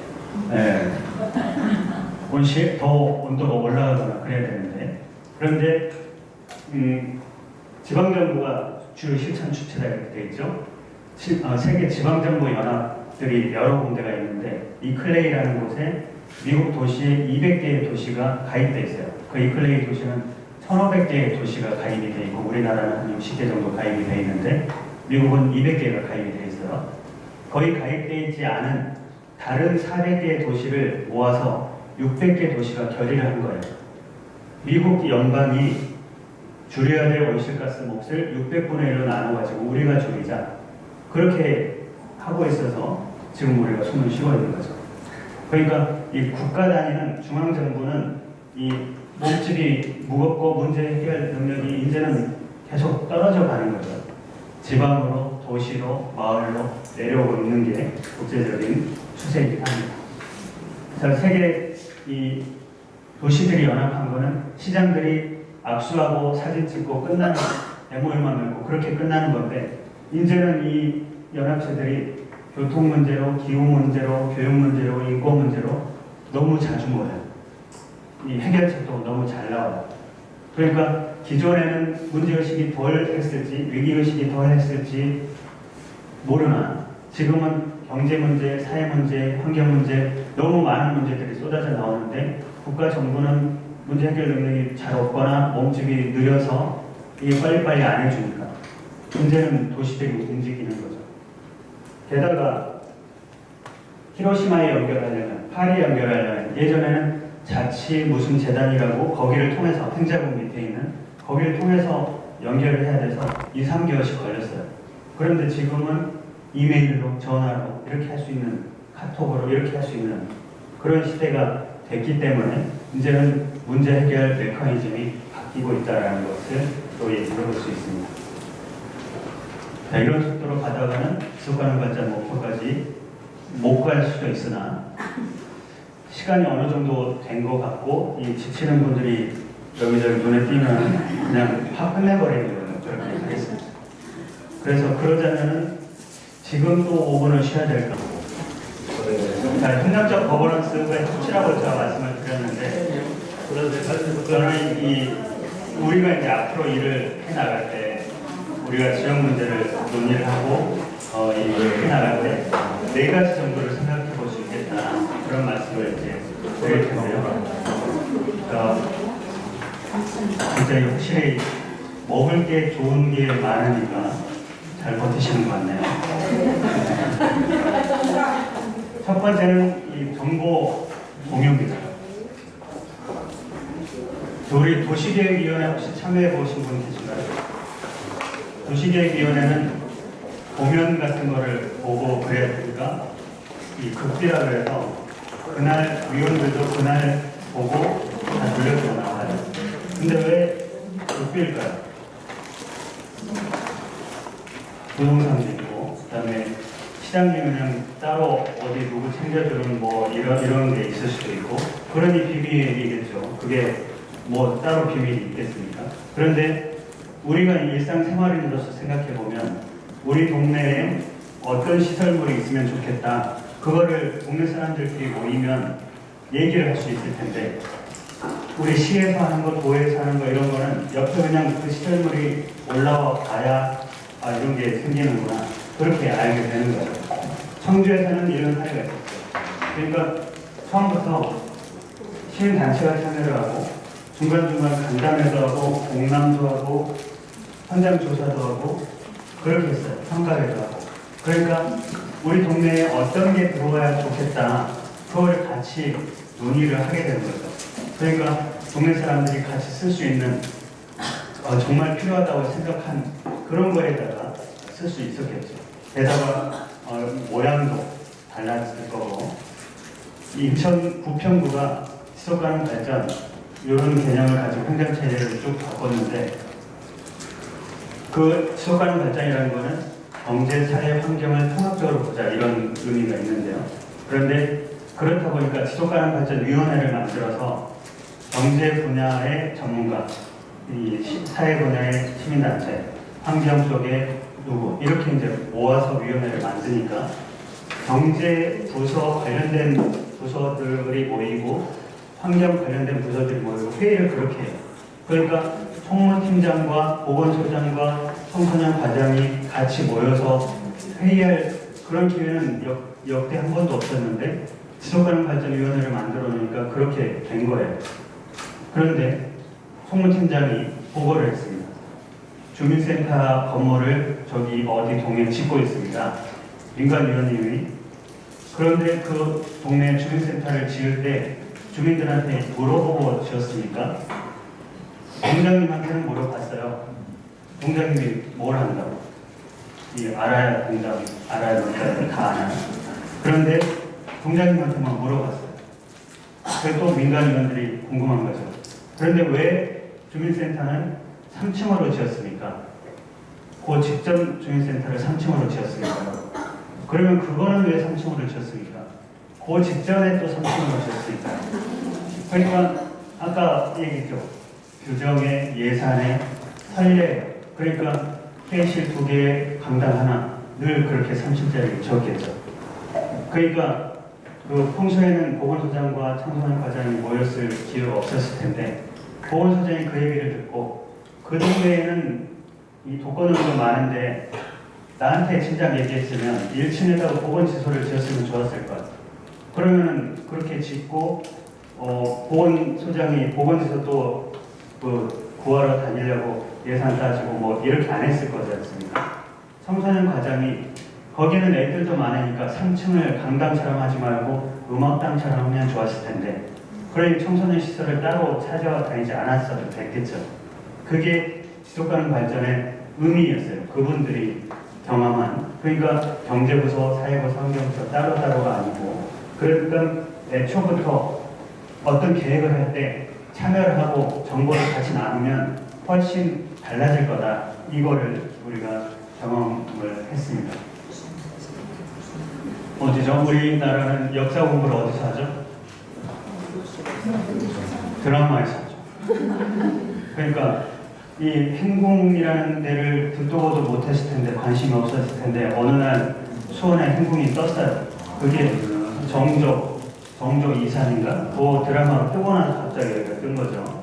그러니 행정에서는 수원시장은 여기가 갑자기 떴으니까 요 낡아 빠진 건물들 싹 지워버리고 100년 된 나무 싹 뽑아버리고 또 10년 된 나무 어디서 사다가 관광지를 또 만들고 싶어 했겠죠. 그때 당시에도 여기 행궁동을 싹 밀어버리려고 했는데 주민들이 반발을 한 거죠. 그리고 이 수원시 지속가능발전협의회 같은 민관협력 조직에서 가서 이제 설득도 하고 그렇게 했는데 그러니까 중재도 하고 그럴 때마다 야, 너 이 행정하고 같이 놀더니 공무원 다 됐네 욕도 먹어가면서 그렇게 해서 결국 합의를 한 게 그래 우리 밀어버리지 않을게 그래 안 밀어 그러면은 우리가 행궁동 지킴이가 될게 그렇게 주민들이 합의를 한 게 이 행궁동 수원 마을 르네상스 센터가 그렇게 생기게 된 거죠. 진짜 이 밀어버리고 싶은 골목이잖아요. 그런데 벽화마을로 바꿔놔서 그걸 통해서 2013년도에 세계 생태교통 총회를 했어요.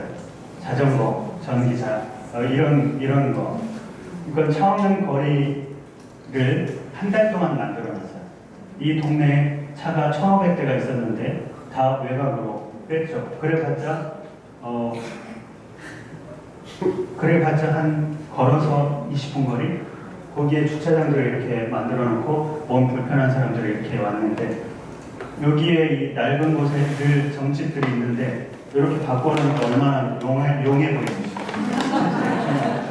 그러니까 정말 그 동네를 여기를 다 밀어버리고 20층짜리 건물들이 세워졌다라고 하면 어땠겠어요? 여기에 지금은 다 이 생태교통 총회를 하고 나서도 여전히 동네 주민들이 한 달을 경험해 보니까 이 1,500대가 밖으로 다 빠져나가질 않고 이 대회 직전까지 100대가 남아서 버티고 그랬었는데 대회 중에 또 30대가 또 나갔어요. 느끼고.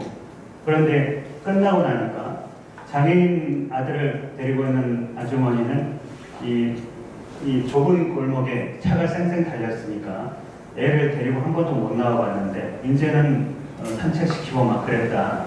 이 좋은 걸 왜 계속하지 그만두느냐 이렇게 해서 그러나 우리가 불편하니까 한 달에 한 번씩은 차 없는 거리를 하고 거기에서 장터를 엽니다. 벼룩 장터를 열어요. 그러니까 이게 처음부터 우리 동네에 어떤 걸 하자 사람들하고 미리 얘기를 해서 마을 르네상스 센터가 됐지 기존처럼 여기에 딱 도시계 해놓고 싹 밀어버렸으면 용산 사태 같은 게 났을지도 모르고 수원이 이것 때문에 떴는데 수원에 우리가 가볼 일이 없었을 수도 있죠.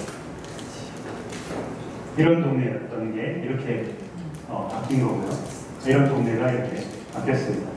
이렇게 멋진 곳에서 생태교통총회를 했어요. 그러니 여전히 수원시는 생태특별시입니다. 이렇게 얘기하는 이유가 이런 걸 통해서죠. 그런데 작년에 주민들이 또 반발을 한 적이 있었는데 또 어떤 개발을 이 근처에다가 뭘 한다고 하는데 그거를 우리는 듣도 보도 못했는데 왜 언론에 났어? 이렇게 돼가지고 큰 문제가 또 된 적이 있었는데 미리 알지 않으면 그렇게 되는 거죠. 미리 알면 주민들하고 치고받고 하더라도 같이 갈 수 있는 대안이 생기는 거죠. 자, 우리 브라질의 꼬리치바라는 도시가 그 중앙차선 버스들이 다니는 그 원조인데요. 도시연구소라는 것이 20년, 30년 동안 기여를 한 거예요. 거기에 중앙차선의 끄트머리 정거장에는 이렇게 폐 자재를 가지고 여기에 농구장도 있고 심지어 축구장도 있어요. 그렇게 잘 활용을 하는데 폐 자재를 가지고 박물관, 음악관을 만들기도 하고 이 도시가 뜨니까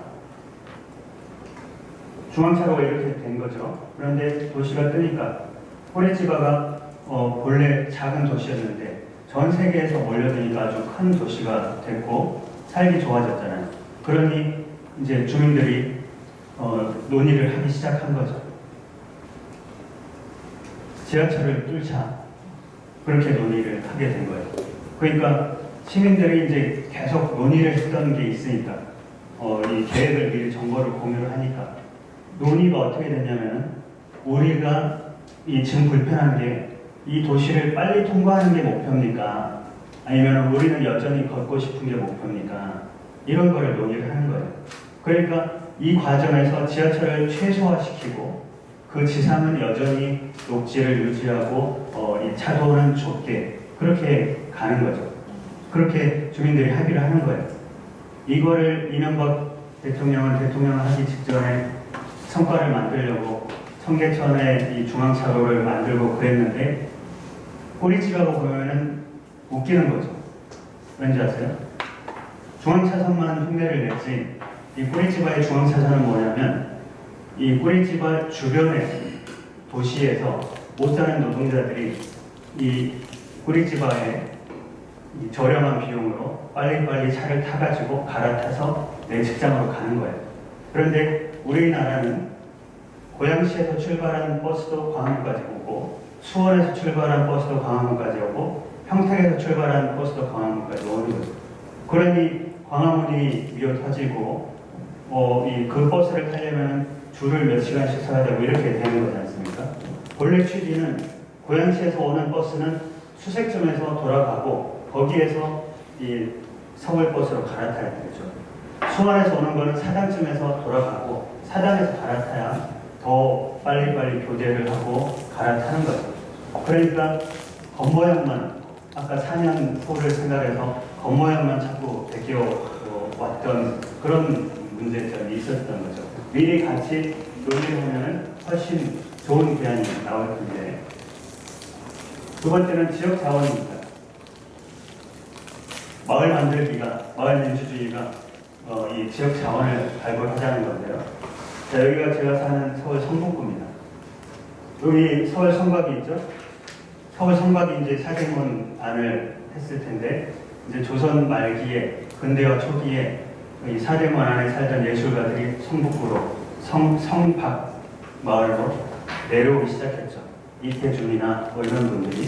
그런데 여기에는 만해 한영원 선생이 말년을 보냈던 시모장 같은 것도 있어요.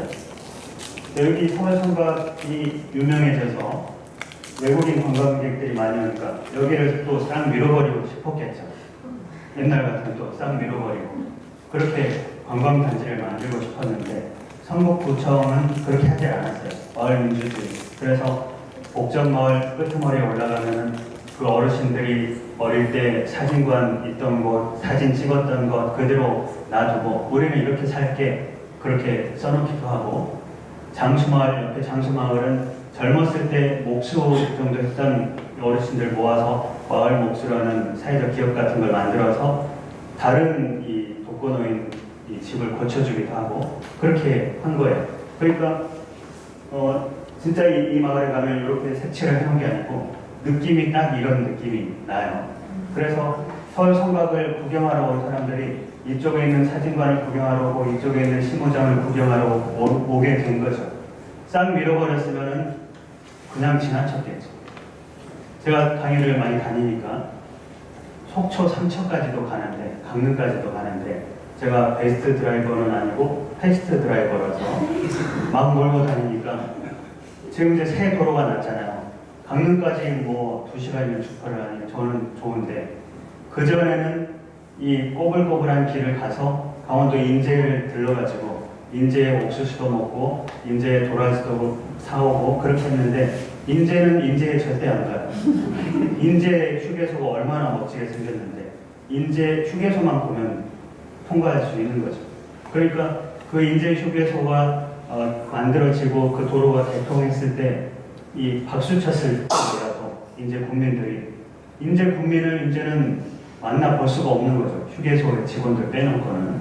그러니까 정말 그게 지역의 자원을 살리는 거냐, 지역의 발전을 도모한 거냐, 그걸 알 수가 없는 상황이 된 거죠. 자, 제가 강화도에 마을 지도 그리기 이 강의를 갔는데요. 연장님이 이장님들한테 다 연락을 해가지고 리마다 3명씩 와라. 그래가지고 한 60~70명에 모였어요. 강의를 1시간 하고 지도 그리기를 1시간 하라는 거였는데 딱 앞에 강의를 시작하려는 순간 강의가 안 되겠구나 이렇게 생각을 했는데 마침 10분쯤 지나서 마이크가 꺼져가지고 강의를 끝내버렸는데, 왜냐하면 3명씩 와라 그랬는데 이장님 70대, 청년회장님 70대, 지도 그리기 대표 70대 어르신들이 3분씩 왔는데 이분들한테 1시간을 강의를 하라니 이게 말이 안 되는 거죠. 그러나 강의를 제치고 마을 지도 그리기를 시작을 했는데 너무 잘 하시는 거예요. 이렇게 그리고 이렇게 그리고 이렇게 발전시키는 거죠. 일제 때 그 지도를 가져오면 내가 더 잘 알려줄 수 있는데 그렇게까지. 그리고 여기에는 무슨 성당이 있는데 지금 그 아들이 또 뭘 하고 있어 이렇게 하고, 여기에 무슨 방앗간이 있는데 그 쌀집으로 바뀌었어 이런 얘기들을 하면서 그림을 그려놓은 거예요.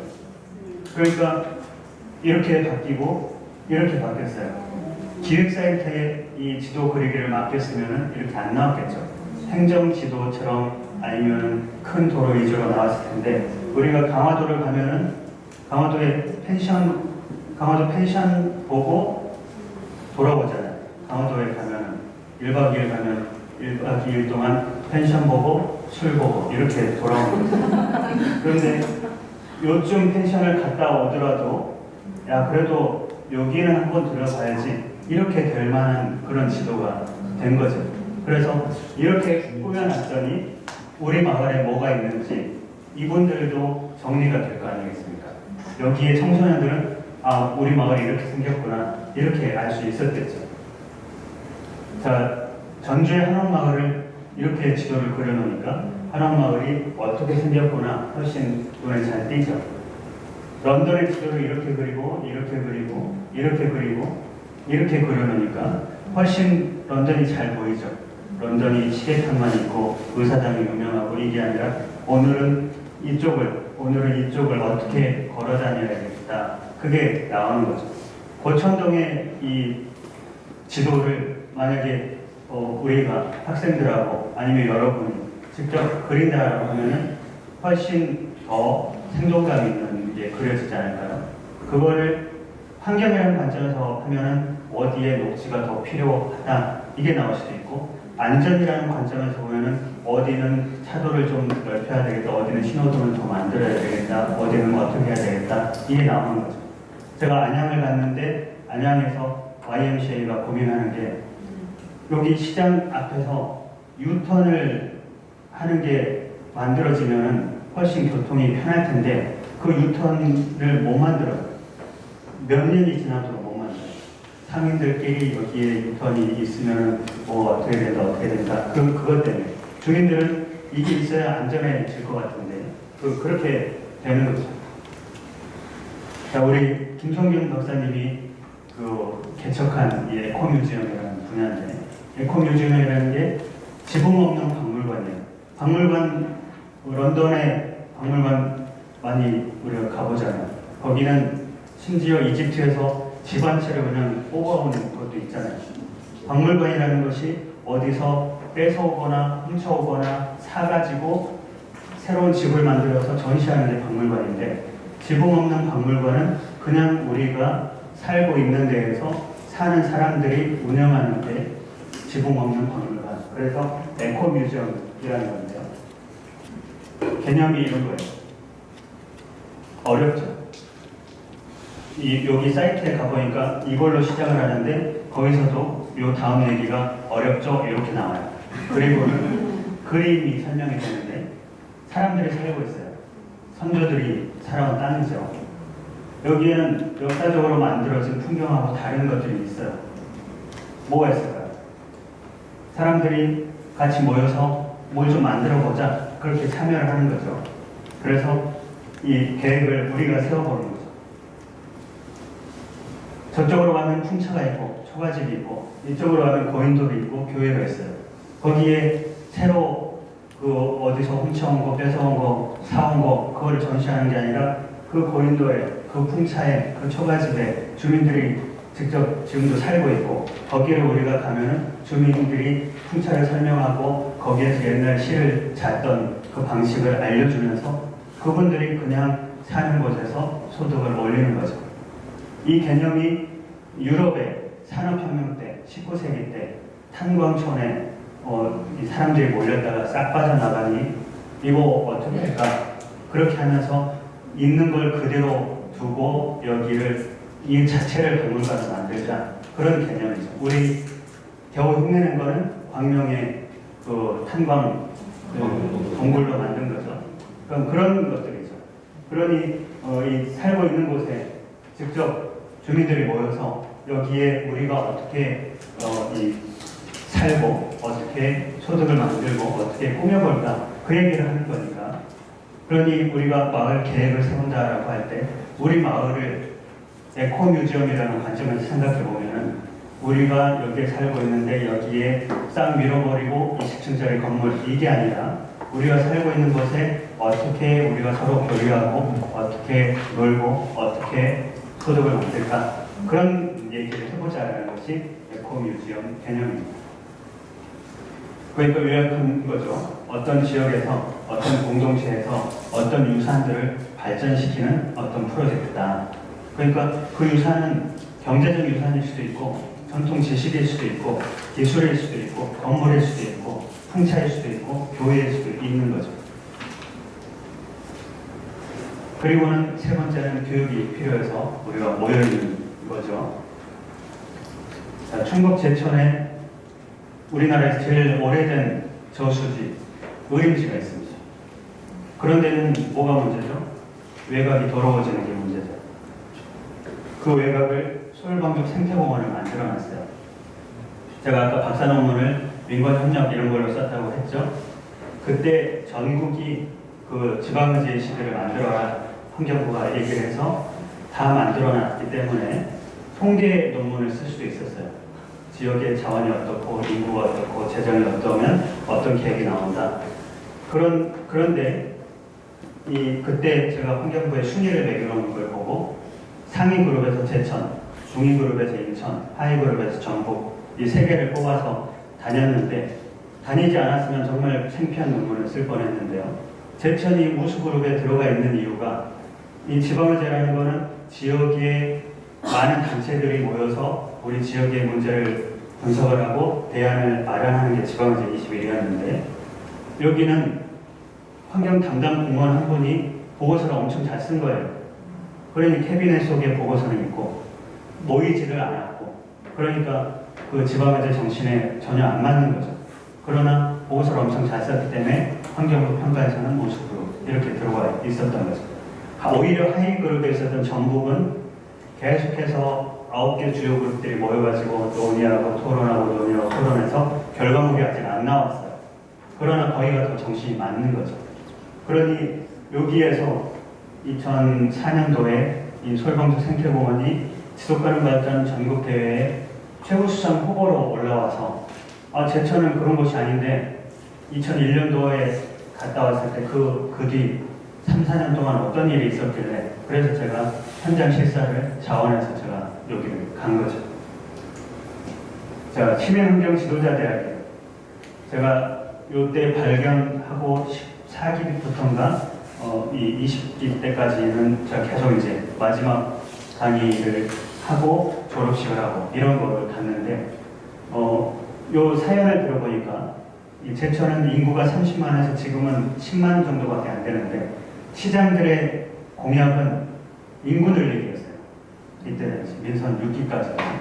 그러니까 사람들이 없고 이 지방의제를 담당하는 분이 사람도 안 보이는데 교육이나 하자. 그래가지고 40명을 모집을 했는데 70명이 왔어요. 70명이나 오다니 한 번에 끝내 할 일도 없는데 두 번 더 나눠. 이러다가 할 일도 없는데 두 번 더 나눴어요. 40명. 그 다음에 40명을 모집을 했는데 80명이 지원하고 그 다음에 60명이 지원하고 그 다음에 100명이 지원하고 90명이 지원하고 지금은 23기 정도까지 나왔을 텐데 졸업생이 1200명이에요. 그리고는 이분들이 대충 나간 게 아니에요.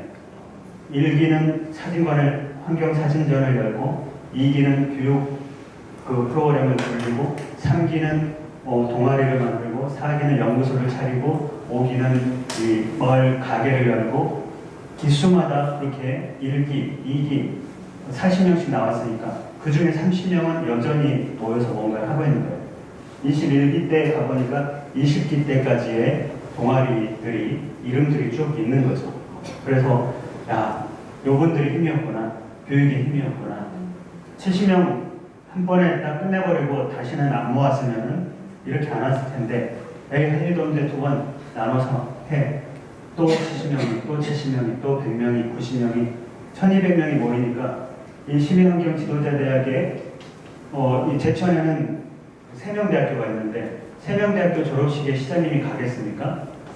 시민환경 지도자대학에 이 시장님이 꼭 와요. 게다가 연말에는 시민환경 지도자대학 송년회 방 이거 하면 몇백 명이 모이니까 이 지역사회에서 이 힘이 세죠.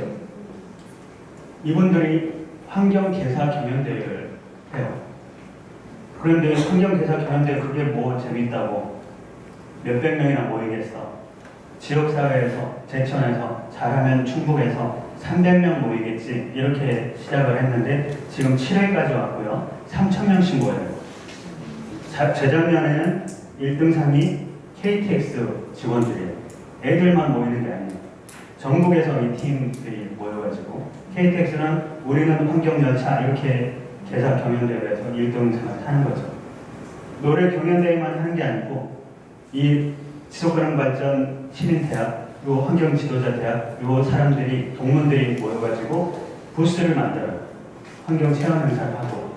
그러니까 이분들이 그냥 교육하고 끝났으면 이런 게 안 생겼을 텐데 지금도 이 시민환경 지도자들 공무원들이 제천시에 어떤 다른 시민사회단체 몇백 개 일을 하는 거죠. 공무원 사회로 하면 몇천 명 공무원 일을 하는 거예요.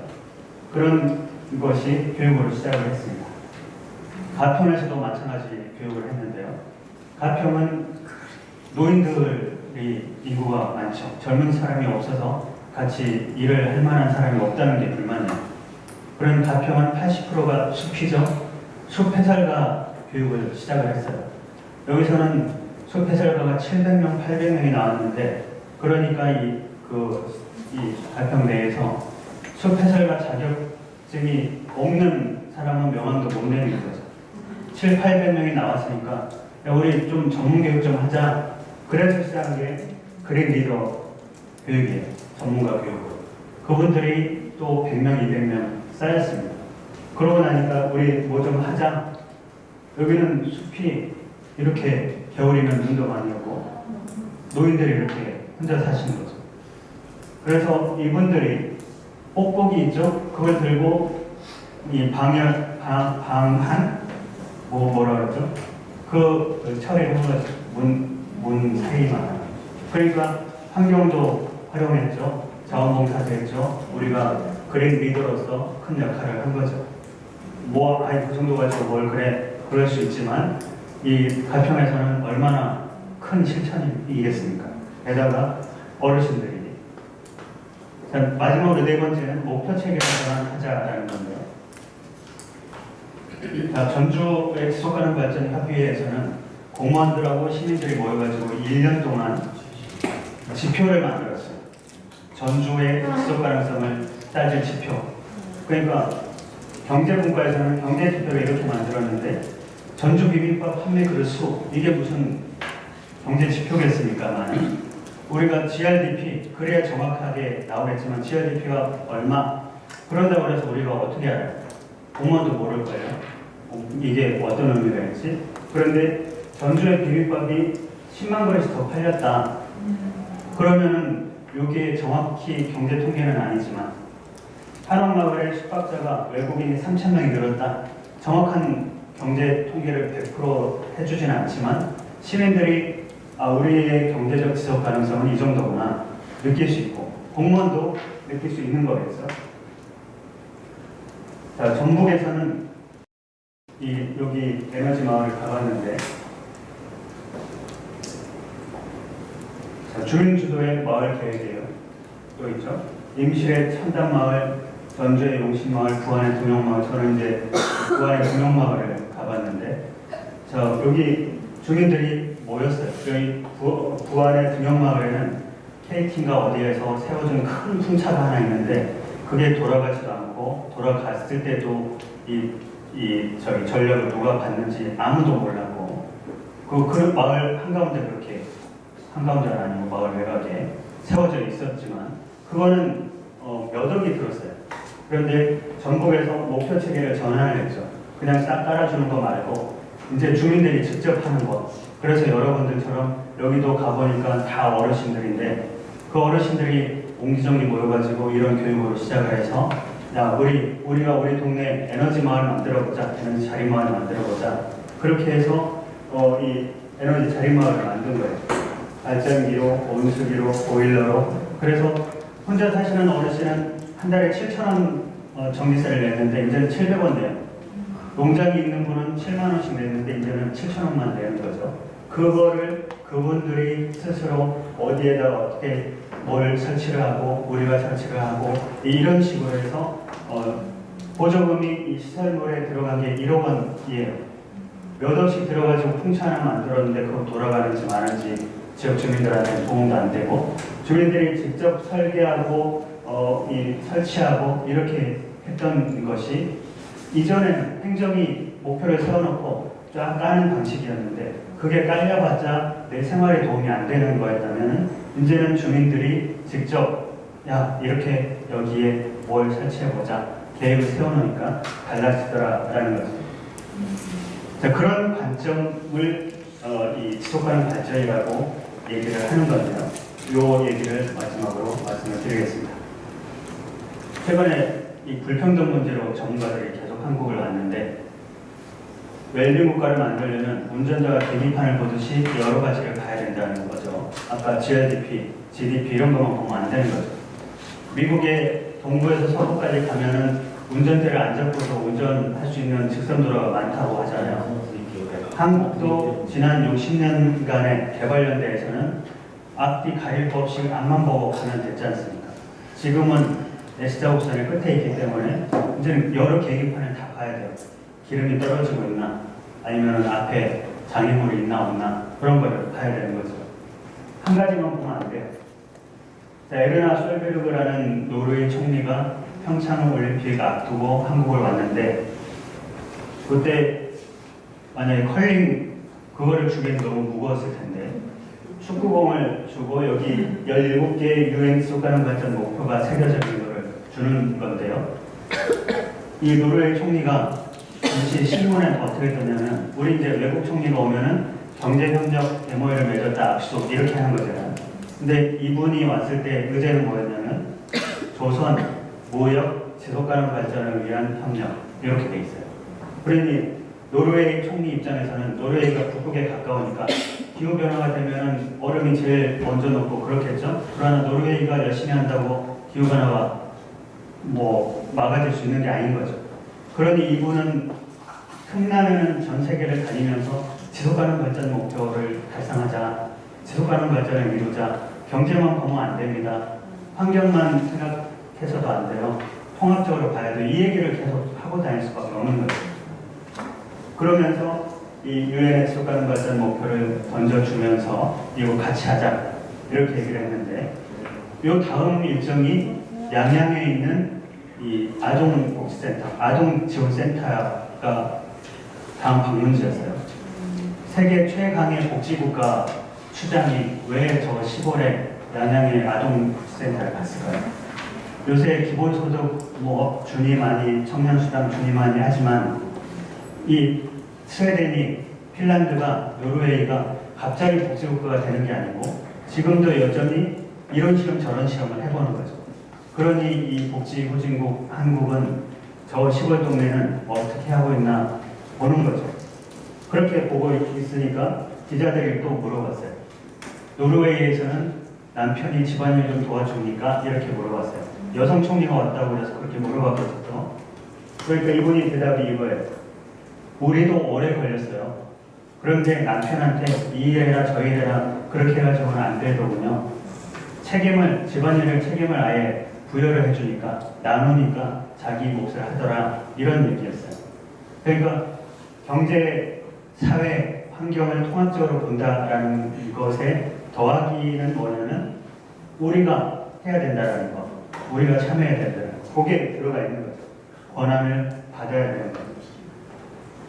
환경만 봐서도 안 된다라는 게 환경을 파괴하는 태양광 발전 원전이 아니고 그럼 태양광이 판넬을 깔아야 되니까 업주들이 계속 달라붙는데 그게 아니라 지목을 변경을 해서 잠시 세워놓고 땅 투기를 하는 이런 경우도 생기고 그 다음에 수명이 되면 10년, 20년 가서 수명이 되면 그냥 철거해버리고 끝나는 거예요. 요 얘기가 나오니까 그러니까 환경만 봐서는 해결이 또 안 되는 거죠. 요 다음 주에 정부에서는 어떻게 나왔냐면 지목 변경을 못하게 하겠다.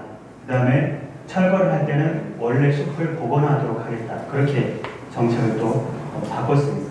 그러니까 경제만 봐서는 안 되고 계기판을 여러 개를 봐야 사회만 봐서는 안 되고 책임감을 넘기고 환경만 봐서는 안 되고 경제 사회를 같이 봐야 된다는 얘기를 하는 거죠.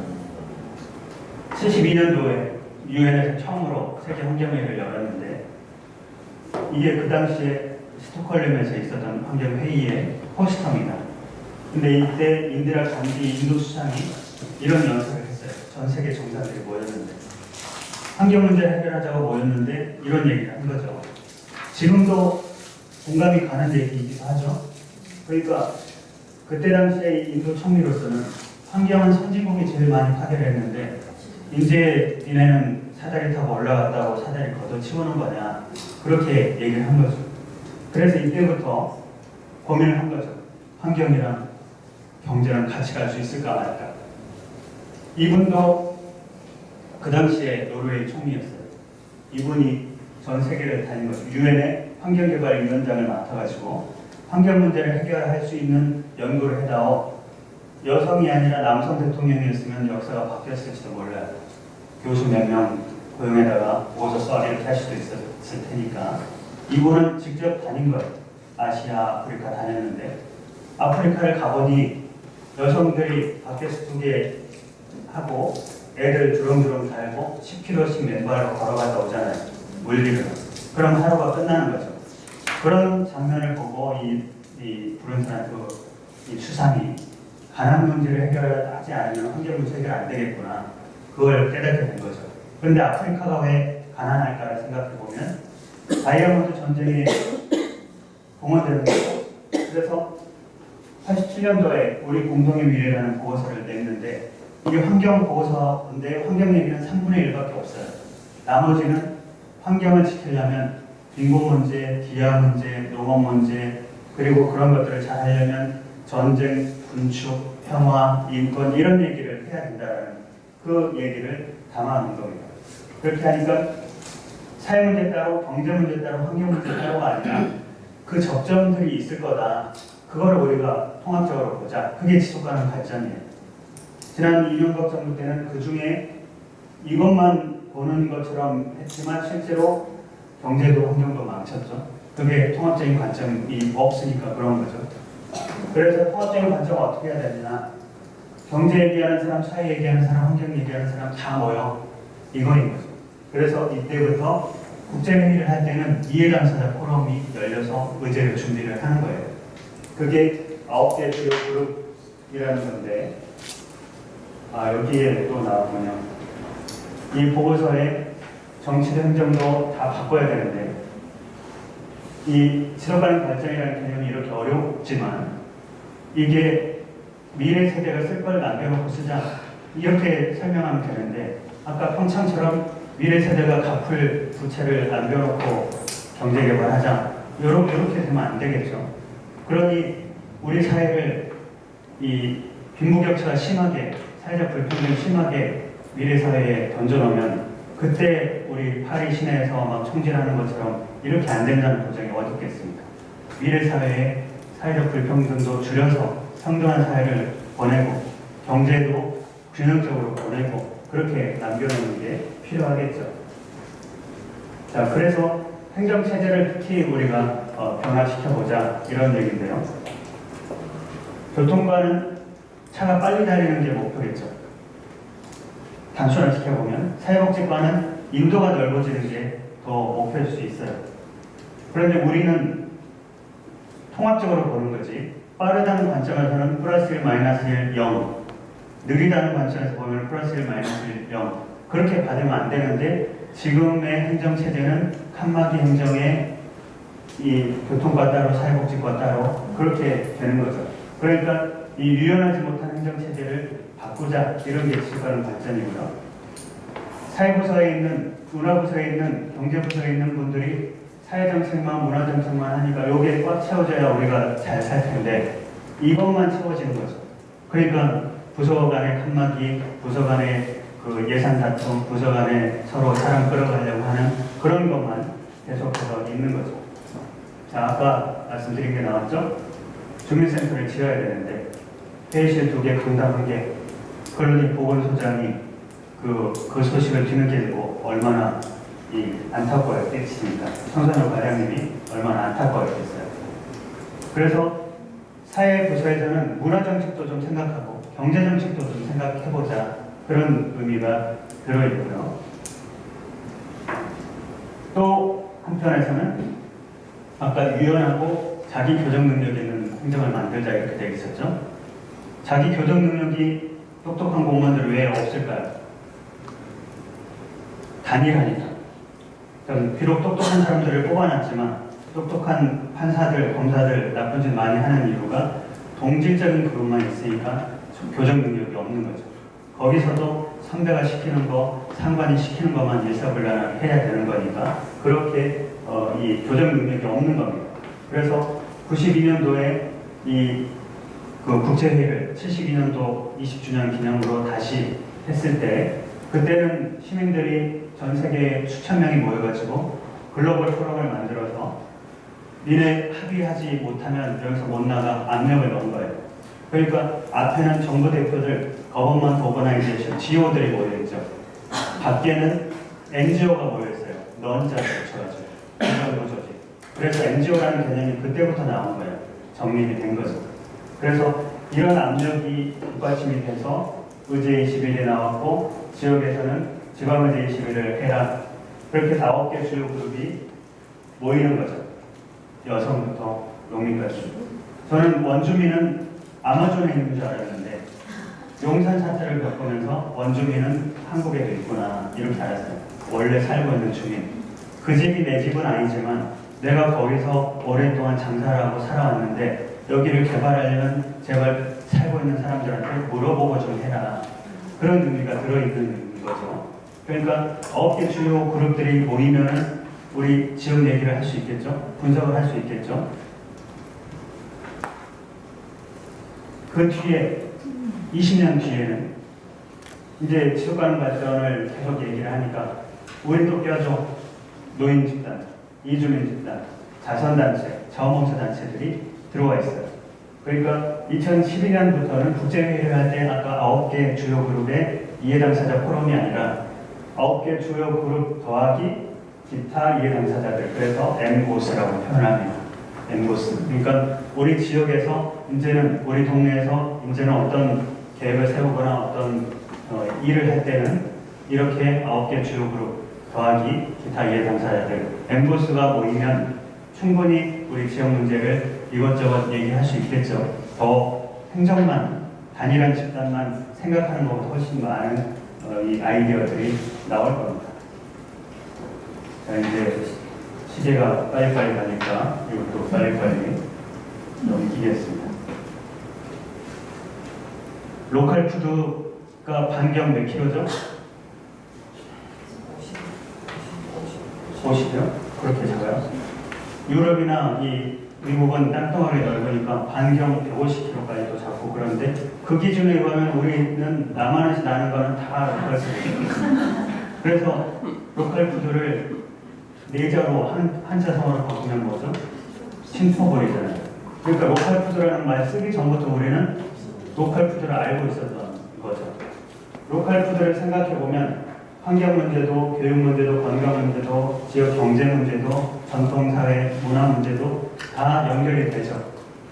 저 지구 반대편에서 그 냉동 포도를 왜 비행기 그 아까운 기름 써가면서 칠레에서 가져와야 되냐 이거죠. 환경 문제도 해결이 되는 거예요. 그러니까 이 지자체장이 100대 공약 이런 거 하지 말고 2개의 공약만이라도 이렇게 연결되는 공약을 하면 달라질 수 있다는 걸 원주가 보여줬습니다. 행정에서 하는 방식은 로컬 푸드를 한다 그러면 6급 하나, 7급 하나, 9급 하나 3명 주고 해봐 이렇게 하는 거지만 그렇게 해가지고 무슨 일을 하겠어요. 여기는 정책협의체, 농민장터, 에너지자립마을, 급식 이렇게까지 하니까 웬만한 부서들은 다 로컬 푸드를 가지고 일을 하고 있다는 걸 알 수 있죠. 칸막이가 없어지는 거예요. 이런 정책을 몇 개만 가지면 될 수 있잖아요. 우리 마을에서도 이런 계획을 한두 개만 뽑아도 이런저런 칸막이를 넘어서고 이런저런 단체들의 칸막이도 넘어설 수 있지 않겠는가 그 생각을 우리가 해볼 수 있습니다. 자, 시간이 이제 거의 다 돼가서 몇 개만 더 말씀을 드릴지 이것만 말씀드리고 확 끝낼지 생각해 보겠습니다. 네. 계속 시간이 네. 가는데 계속해서 말씀. 네. 얼른 나가시도록. 네. 6.25 때 북한 탱크가 내려오면 철원에서 동두천을 거쳐서 의장부를 거쳐서 도봉을 장악을 해야 남한 전체를 장악을 할 수 있어요. 내려갈 수 있어요. 그러니까 70년도에 우리 국군이 여기에다가 도봉에다가 방어 진지를 구축을 했어요. 대전차 방어 진지. 지금 생각해보면 어처구니 없는 작전이지만 당시에는 그럴듯 하잖아요. 여기 위에다가 시민 아파트를 3층짜리를 지어놨는데 거기에 군인들이 사는 거예요. 그러다가 니네 살고 있다가 유사시에는 내려와서 진지를 지켜라 이런 개념이겠죠. 그 뒤에 2002년도에 이 안전진단 2등급을 받아서 이거는 철거를 했는데 이거는 철거를 못하고 있어요. 국방부 거니까. 서울시에 가서 민원을 넣으면 국방부 거야. 도봉구청장한테 가면 서울시장도 못해. 이렇게 하던 얘기였어요. 그러니까 여기를 제가 가봤는데 지하 땅굴이 있어요. 의정부까지 가요. 이 북한이 뚫어놓은 게 아니라 우리 군인이 뚫어놨는데 이 몇십 년 전이니까 관리도 안 돼 있고 이게 뭔지도 모르고 있고 애들만 신났죠. 의정부까지 다니면서 엄대 속으로 있는 거죠. 그런 이 문제를 어떻게 해결할까 지역 주민들이 나서고 그랬는데 뭐 금방 해결이 안 돼요. 그런데 도봉구에는 지속가능 발전과를 만들었어요. 지속가능 발전이 통합적인 관점이잖아요. 그러니까 부서마다 야 통합적인 관점을 해. 그래야지 잘 안 되지만 지속가능 발전과를 만들어 놓으니까 여기는 이 주어진 일이 통합적인 걸 하는 거잖아요. 그러니까 건설과도 설득하고 문화과도 설득하고 관광과도 설득하고 환경과도 설득하니까 힘을 모아서 이거를 어떻게 할까 계속 국방부 찾아다니면서 서울시 찾아다니면서 민원 넣고 행자부에 민원 넣고 그렇게 하면서 계획을 세워놓으니까 바뀌는 거죠. 도봉구가 만약에 서울 중심이었으면 저 군사시설이고 진작에 없어지고 아파트 들어왔을 텐데 끄트머리에 있다 보니까 아파트는 여기로 끝났죠. 도봉산에 1년에 1000만 명씩 오잖아요. 도봉산 역을 뚫어놨죠. 청계천처럼 이 금방 대통령 돼야 되는 거 아니니까 콘크리트 깔고 어항처럼 안 만들고 여기는 진짜로 생태하천 이잖아요. 중랑천. 체육공원도 만들어놓고 창포원도 생태공원 만들어놨는데 얼마나 이 혐오시설이었겠습니까? 여기만 없어지면. 그런데 지속가능 발전과가 주민들하고도 더 친밀하게 얘기하고 이 모든 부서가 협업을 하니까 이런 게 만들어졌어요. 작년 10월에 개관했습니다. 도봉구 평화문화진지. 그러니까 아까 방어막이 있던 그곳은 유리관으로 전시되었고 그 옆에는 예술가들이 레지던스로 2, 3개월 이 묵을 때도 만들어 놓고 여기가 전쟁의 상황이니까 베를린에서 장벽 3개를 또 지정받아서 세워놓고 그러니까 저쪽에 파주에서 이제 평화음악회 하는 것도 의미있지만 여기서도 평화음악회 할만 하겠죠. 그러니 얼마나 좋아졌겠습니까? 여기 도봉산에 체육공원에 생태공원에 요거 한가운데 평화문화진지가 생겼으니까 그러니 이 문제를 경제 문제로 접근했으면 해결이 됐을까요? 사회 문제로만 접근했으면 해결이 됐을까요? 환경 문제로만 해결할 수가 없었을 텐데 지역 주민들이 계속 민원 넣고 협의하고 그런데 민원을 건설과야 환경과야 내던졌으면 민원 해결이 도대체 안 됐을 텐데 지속가능 발전 관점에서 지역 주민들과 부서가 협력을 하니까 좋은 사례가 생겼더라라는 겁니다. 유엔 지속가능 발전 목표만 말씀드리고 끝낼게요. 유엔의 193개국이 회원국이에요. 193개국이 만장일치로 합의를 한 결정은 역대 없었습니다. 반기문 유엔 사무총장이 있을 때 2015년도에 2016년부터 30년까지 유엔이 전 세계가 같이 공동으로 달성해야 될 목표 17개를 합의를 한 거예요. 그게 이 17개의 목표입니다. 빈곤 퇴치부터 지구촌 협력까지. 요 전에도 8개 목표가 있었어요. 2000년도에. 그런데 그때는 후진국을 위한 목표였어요. 국제개발. 그런데 그걸로만 했더니 안 돼요. 왜냐하면 선진국은 선진국대로 오염시키고 경제개발 안 되고 그러니까 선진국부터 후진국까지 다 들어와야 되겠다. 그렇게 하다 보니까 합의한 목표가 17개입니다. 기하 중심은 우리 거 아닌 것 같죠. 그럴 줄 알고 169개 세부 목표가 있어요. 그러니까 193개국이 합의한 목표니까 일본 목표에 세부 목표가 한 7개, 4개, 10개 이렇게 있는 거 그게 169개가 되는 거죠. 그러니까 유엔 차원에서는 지속가능 발전 목표를 달성하기 위해서는 17개를 169개를 관리를 해야 될 텐데 15년간 우리나라에서는 한국에서는 169개 중에 한 90개 정도 꺼내서 이런 의미죠. 우리 의왕시에서 만약에 의왕시 지속가능 발전 목표를 만든다 그러면은 그 중에 한 30개만 꺼내서 60개만 꺼내서 이런 의미가 있는 거죠. 그거를 의왕시의 여러 아까 엠보스 같은 이런 그룹들이 모이면 의왕시의 지속가능한 의왕시를 위해서 지속가능한 의왕시를 위해서 빈곤 문제는 어떻게 할까? 식량 문제는 어떻게 할까? 도시농업을 해보자.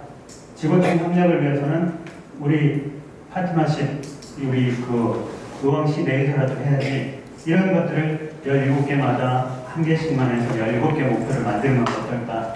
2개씩 해서 34개 목표를 만들면 어떨까? 그런 게 의왕시의 지속가능 발전 목표가 될 수 있는 거죠. 그래서 새 시장님한테 100대 공약 이런 거 하지 말고 17개 목표를 우리 지역 주민들하고 같이 만들어 봅시다. 그렇게도 할 수 있지 않을까 그런 생각입니다. 우리 마을에서도 지역에서도 이런 방식으로 우리 마을 목표 만들어보자, 우리 동 목표 만들어보자. 그렇게 하면은 우리 주민참여 예산들을 100억을 해봐, 90억을 해봐, 50억을 해봐 이런 거 말고 우리 지역의 제일 이 심각한 문제가 뭘까? 우리 마을에서 목표를 세워본다면 어떤 목표가 있을까? 그거를 우리가 논의할 수 있으면 그게 마을 계획이고 지역사회 혁신 계획이고 우리 의왕시의 목표가 될 수 있지 않을까 하는 말씀을 드리고 1분 전에 끝내니까 그래도 목표 달성했죠? 네, 고맙습니다.